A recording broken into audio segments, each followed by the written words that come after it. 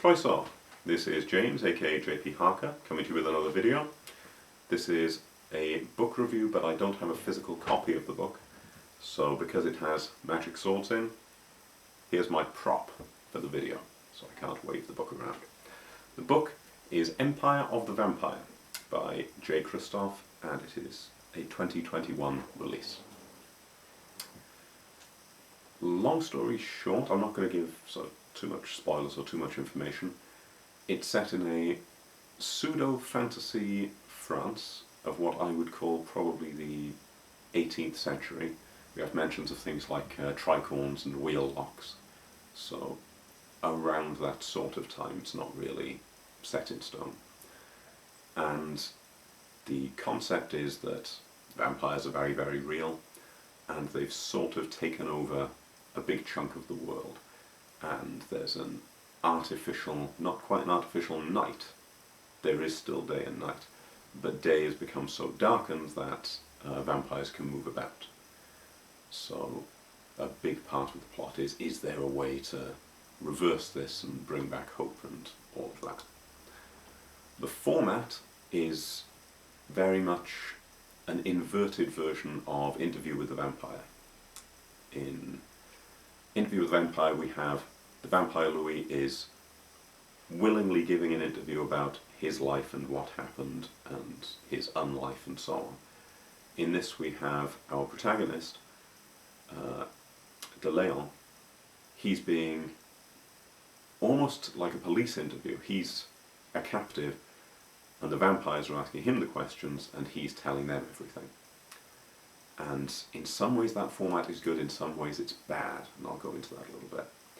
But that's the way it's done, and this de Leon, he is a member of a warrior brotherhood of these elite vampire hunting types who are connected to the church, but different to the Inquisition. And the church is very much just Catholicism with some names changed, much as the place is just Europe with some names changed. And as a concept, the book and the world and the ideas, it's not bad. And a lot of work has clearly gone into making this world. But I didn't particularly enjoy the book. I thought it wasn't executed particularly well. Now, I've made my usual list of pros and cons here. One of the things, I'm going to get this out of the way now, I'm not sure at what point it stops being inspiration from and starts being stealing from. Because inspiration from is fine, and we all do that, every writer does that. And in this, it's clearly come from Interview with a Vampire and bits of Dracula, and that's fine. There's even a direct line from Dracula, Der Tod ritt schnell, which is the dead ride swift. They don't use it in German in this because it's all French, but little things like that, that's fine. But there's an awful lot of references in this that make me think, like, you're sort of overdoing it, mate. Because a lot of stuff in the plot, it's not really a spoiler because you can work it out from context. There's a lot that makes me think this man's read the Da Vinci Code. We've got some stuff that seems very Song of Ice and Fire, some stuff that seems rather Empire Strikes Back. We've got almost direct lifted quotes from Big Trouble in Little China and Die Hard 2, and an actual lifted quote from Devil's Advocate, where they talk about instinct, and it's God says, look but don't touch, touch but don't taste, taste but don't swallow. And to some extent things like that are fun, and they're little Easter eggs for people who know the reference. To some extent, when there's this much of it in there, it's taking you out of the story. And that sort of leads me into one of the cons. I'm going to get the cons out of the way first, because there's quite a few of them. There is good stuff in this book though, so I'm going to try and end on a positive. One of the problems I have is the interview format.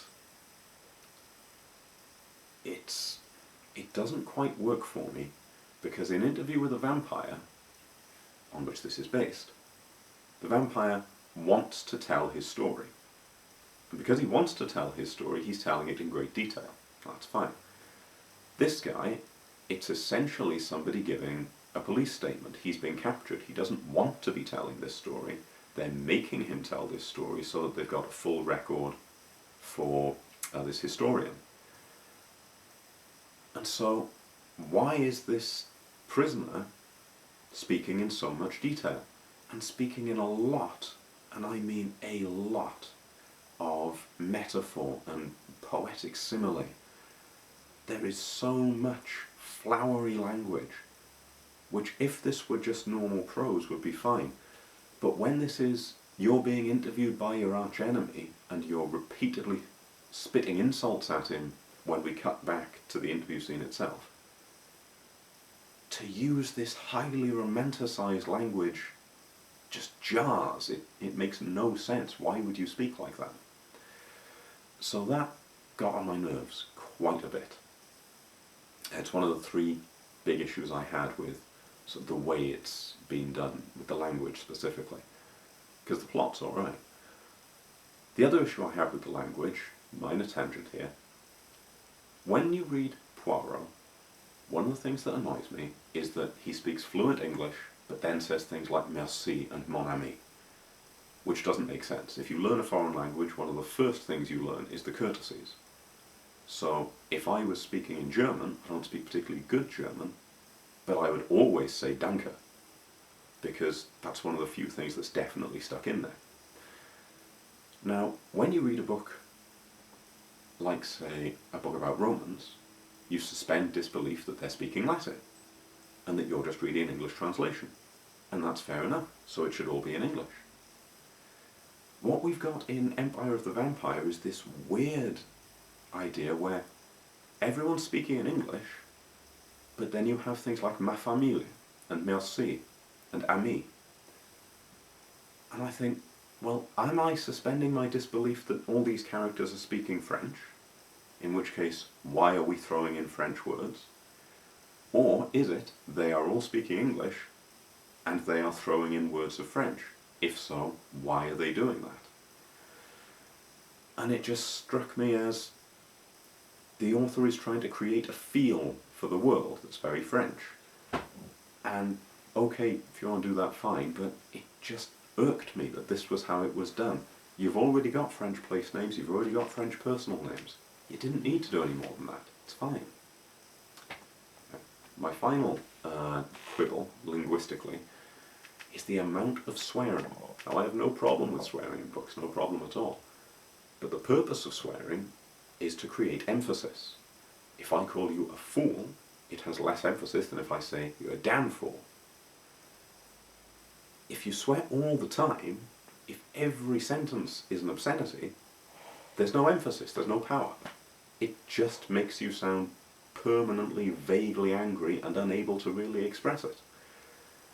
And our hero, Gabriel de Leon, he swears all the time. Every single page, it's filled with cursing, and it just gets dull. It just makes you think, was Mr. Christoph being paid by the word? And he was just filling in the number of them, because it doesn't create emphasis, it doesn't add anything to what he's saying. It just seemed needless. So yes, another quibble, and unfortunately, those three quibbles, they are constant through the book, which means I'm constantly being irritated by them. It's not like it's one annoying scene. So yes, unfortunately, that did somewhat spoil the experience for me. Now, I've made a note, it's not that it was all bad. A good thing that I really did like about the interview format was it was a bit like a John le Carré vibe of the spy being interrogated.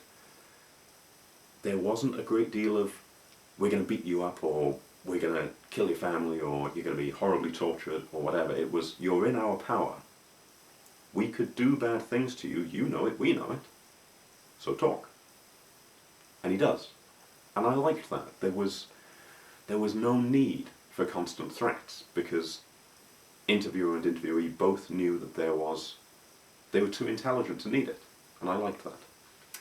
I liked that the vampires were dangerous, I liked that there was a real feel to the world, and at least one of the twists, a lot of the twists were kind of obvious, but one of the twists really did take me by surprise, and I did like that. So, it was not all bad, but it was mostly bad, in my humble opinion. So, I'm going to sum this up with Empire of the Vampire It's not an irredeemably bad book, this is not Throne of Glass, but I didn't enjoy it personally. That's just me. So, have a go if you're really into vampire stuff. If you're not, maybe give this one a miss. I shall leave it at that. I think I've rambled on long enough. This is James, aka JP Harker. Will Vow.